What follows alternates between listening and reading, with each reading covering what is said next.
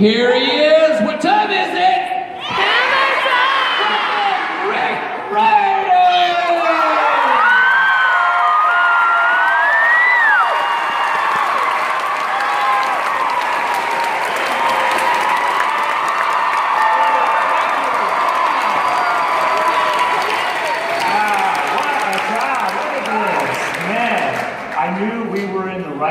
Today when I saw that new Viking stadium. That stainless steel long shit, that's pretty cool. I'm going to be whirling that into battle pretty soon. Well, I thought tonight what I would like to do, and it's great to be back in the Twin Cities area. It's been far too long since I got to come and visit with you guys. I thought what I'd do tonight is just give you a little bit of a rundown on what I've been up to the last year or so. It's been a really busy 2016. And then give you a little look ahead. What can you look forward to in 2017? And then my favorite part of any presentation is always talking to you guys directly and hearing what you want to know. So if you have questions, you guys up there too, we're going to have microphones out later in the program. So be thinking about anything that you want to know, and we'll have a little conversation and see where that goes. So, as we know today, well, I have to tell you, I was in, where was that? Birmingham? We were doing the show at a high school, and the theater club was out practicing in front of the stage while we were testing out the PowerPoint, and one of the girls looked up at the screen with all the different icons and said, "Oh look, it's my childhood."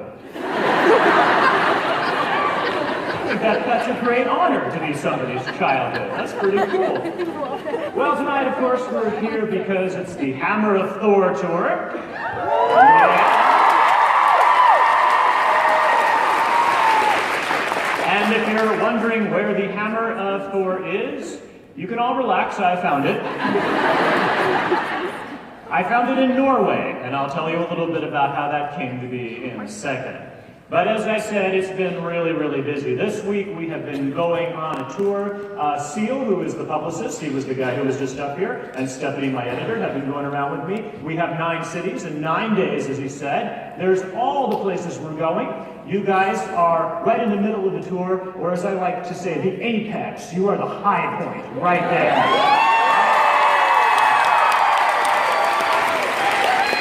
And after this, we go off to Seattle and way up to Anchorage, Alaska, Vancouver, Salt Lake City, and then I get to go back home to Boston and write some more, and I have a feeling I'm going to be pretty tired.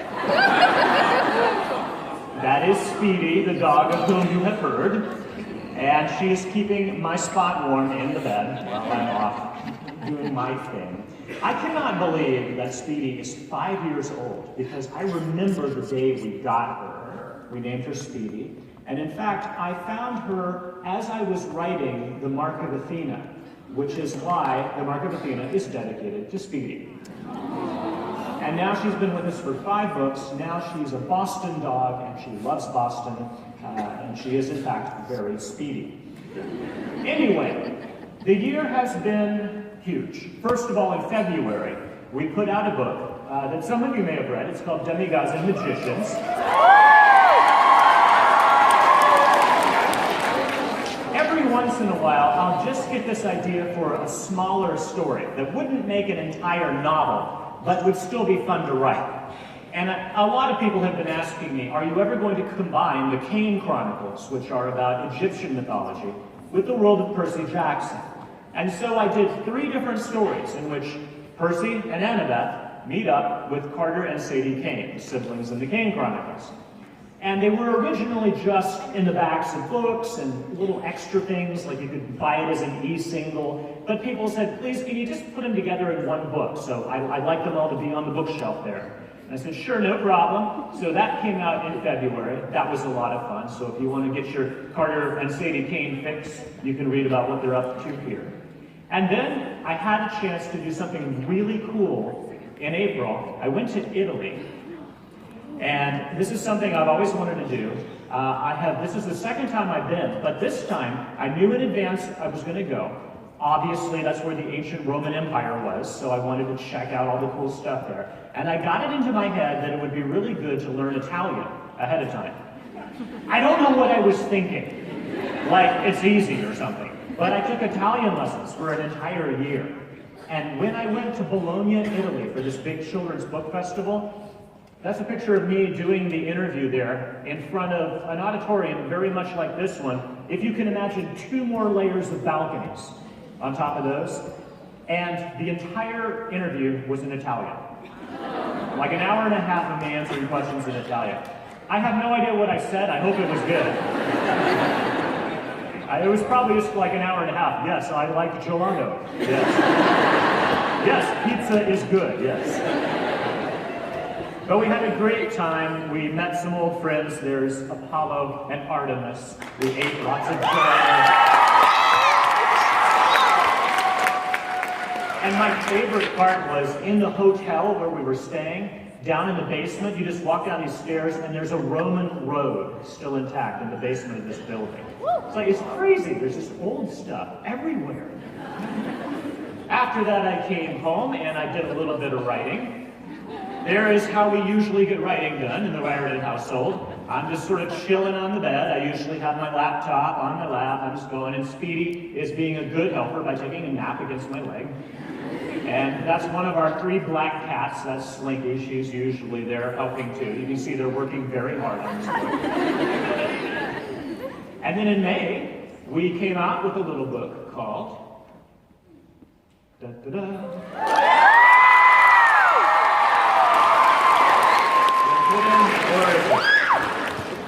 know, you would think by now I have written every possible thing you could write about Greek and Roman mythology, right? But no. I mean, I thought 5 books was enough, and then I thought, okay, well 10, surely I'll get everything in there. But the thing about mythology is the more you read, the deeper you go, the more it expands. And you find more gods, more monsters, more stories, more variations of all these things that I keep learning new stuff. Still today, I'm learning about gods and monsters I had no idea existed. In this series, I wanted to try something different. I wanted to write from the point of view of a god. And while I was writing Percy Jackson's Greek gods, I had come across an interesting fact. Twice, Apollo has been sent down to the mortal world, turned into a mortal as a punishment by his father Zeus. And he has to work as a slave for some mortal king. I didn't even know Zeus had the power to take away your divinity. He can literally ground you and turn you into a mortal. That's pretty terrifying. And so I figured, well, it's happened twice before, let's do it again. And so I sent Apollo hurtling down to Earth as a 16-year-old boy with acne and flab and the horrible name Lester Papadopoulos. He lands in a dumpster in New York City and has to figure out how to get back to Mount Olympus. So the first book came out in May, The Hidden Oracle, tons of fun.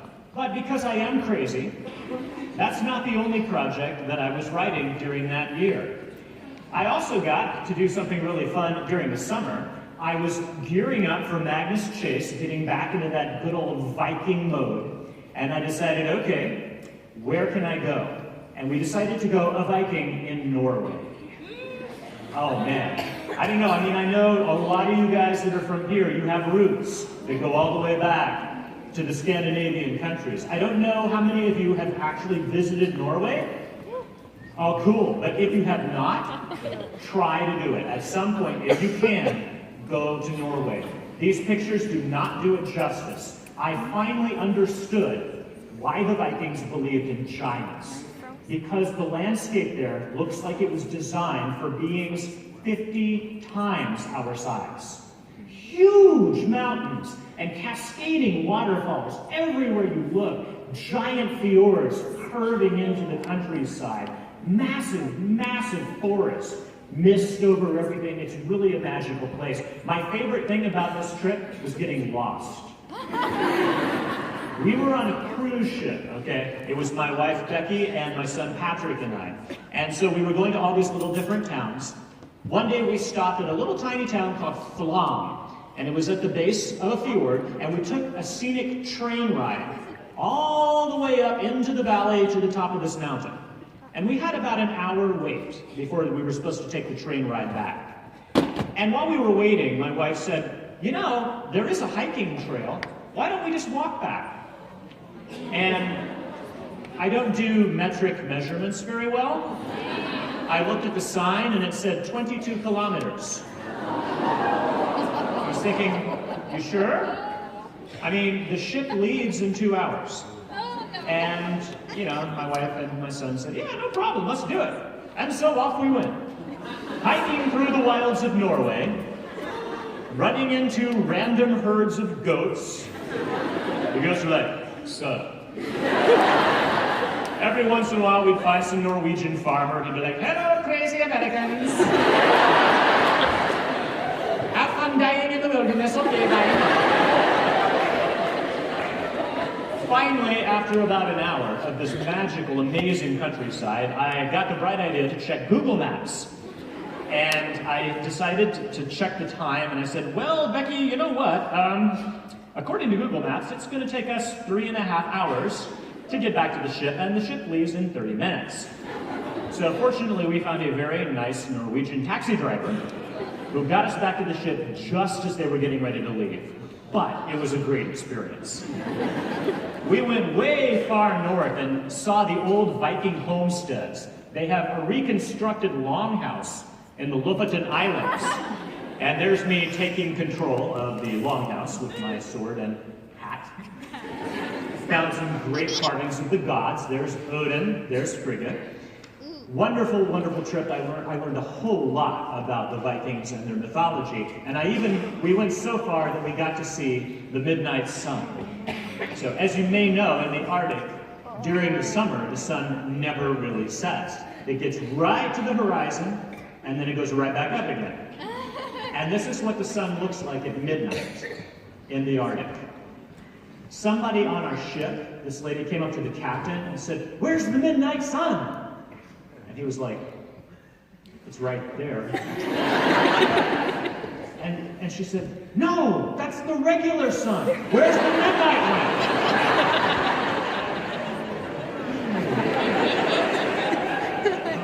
No.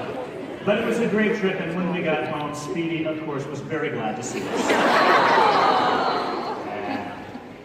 Also in August, we had this come out, The Guide to the Norse Worlds.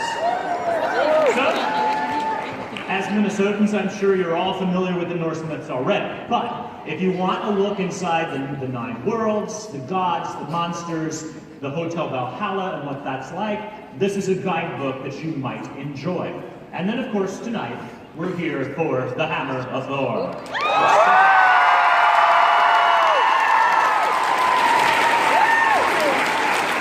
What can I tell you about this book? Well, no spoilers. I know a lot of you are just getting it tonight. But basically, in Norse mythology, the god Thor, the god of thunder, he's always losing his hammer. It happens like 3 times. You wouldn't think you could just lose the most powerful weapon in the world.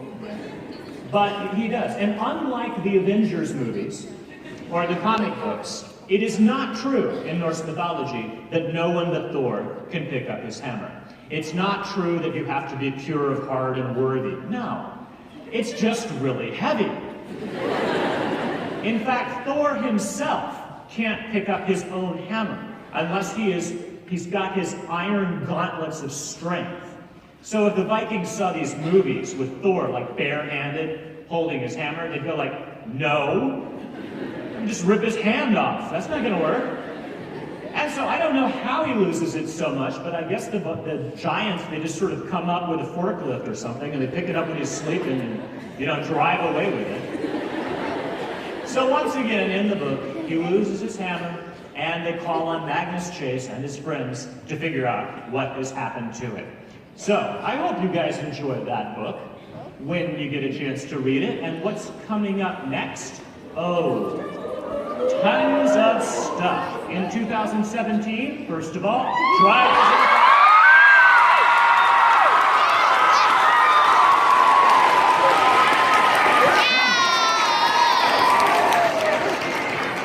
I am just finishing up work on this manuscript, I am under a big deadline, so I'm writing as I travel. I was back at the hotel, in fact, right before I came here, writing bad poetry. So,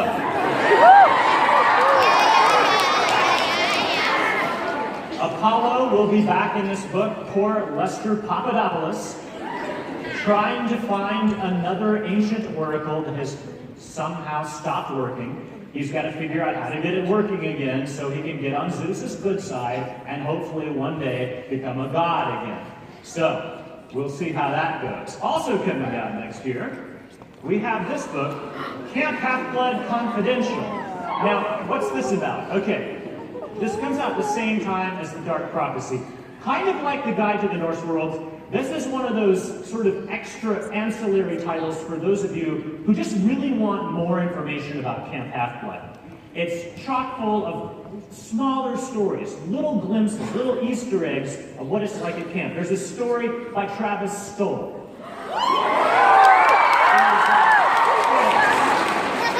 There's a story about what goes on in the attic and how they store all the mummies and the zombies and all the magical weapons up there. There's something from the Aphrodite cabin. There's something about Bunker 9, the Hephaestus cabin. There's descriptions of all the different things that are at camp. There's something from the Ares cabin. You get the idea. It's just little glimpses. So that is coming out.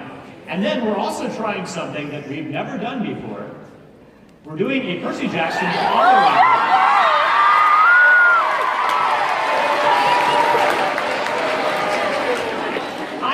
I really like coloring books, I have to confess. When I was a teacher, sometimes when I was telling a story or we were listening to an audiobook, I would give the kids options of coloring pictures while they listened, because for some kids that really does help them attend. Like they got something to do with their eyes and their hands while they're listening to the story. So they would be drawing pictures of Greek art or whatever while I'd be telling them the story of whoever, Perseus, Hercules, whatever. And so, I'm happy to say, if you are a coloring fan, you will have a chance to get this in August. And I know a lot of you are thinking, how do you do all these books? It's like, it's inhuman. Do you have like an army of ghostwriters? No, not really. It's just me. I'm the one that's writing the books, writing the short stories. The only things I don't write myself are things like this, the coloring book. I wouldn't have a clue how to write the coloring book. So my editor helps me with that, and the Disney staff. And stuff like the glossary. No, I don't write the glossaries, so, but everything else, yeah, it's just me. I'm crazy. I like to write. And of course, this time next year, we'll be talking about Magnus Chase 3.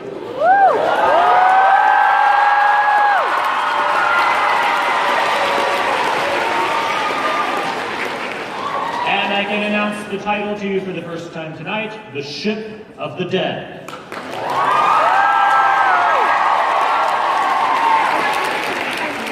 Just FYI for you fangirls and fanboys, no, I don't mean ship as in a relationship. I am not taking two dead people and shipping them because they'd be so cute together.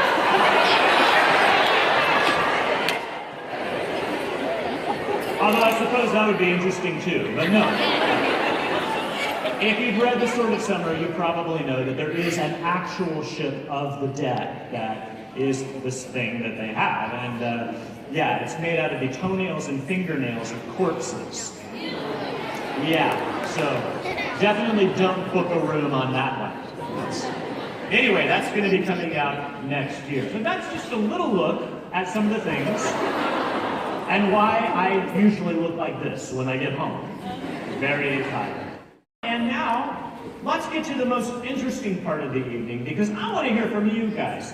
And what do you want to know? What's on your mind? What are your questions?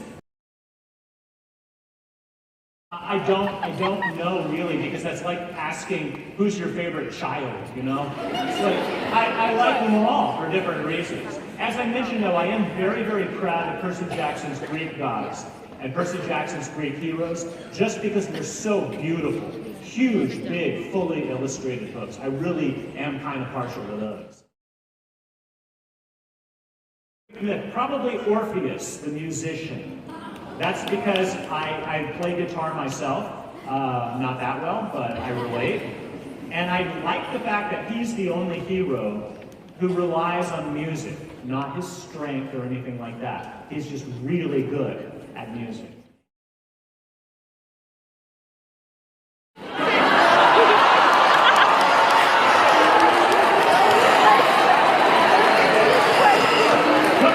Somebody had to ask, right?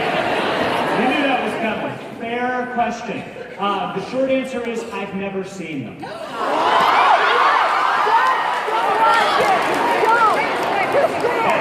That's the short answer.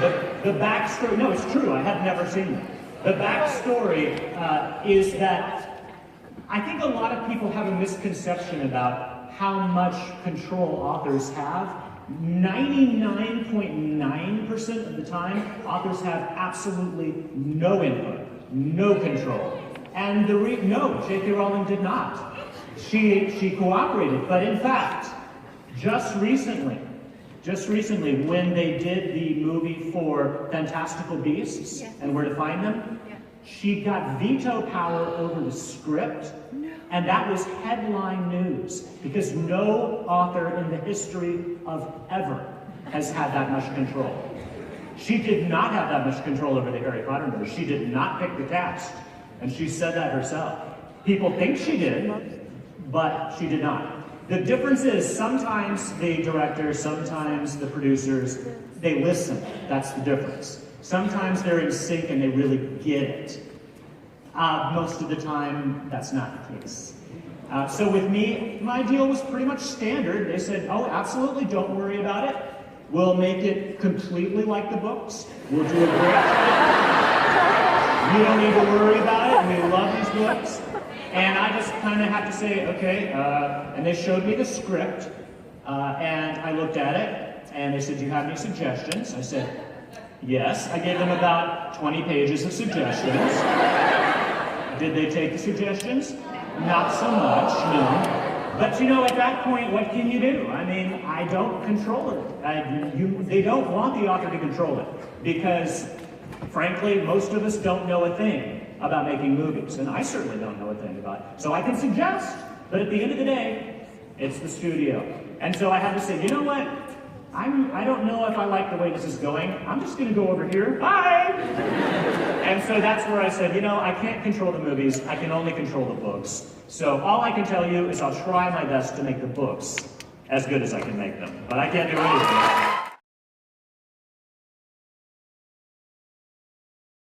I would like to think on my better days I might be a child of Hermes. Because he's the god of communication, he's the god of travel, both things that I really like. Yeah, thievery too, I'm not gonna go there. But I have a feeling that, you know, if I found out my godly parent, it would be somebody like Dionysus. My magical power is I can summon Diet Coke.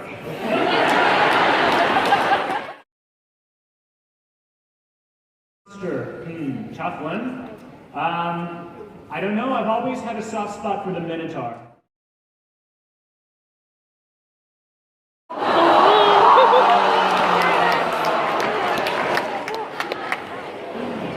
Wait, you mean I'm supposed to regret some of them? Obviously. I wouldn't kill them if I regret, no. I mean, okay, here's the thing, you know. The thing about the books is that when you're writing this story, the stakes have to be high. So if there was never anything bad that happened to good people, that would be pretty boring. I mean, I don't know that that would be very exciting, and you wouldn't really buy it, that there was something at stake. So everybody can't live. I think, actually, I've been pretty good about not slaughtering main characters.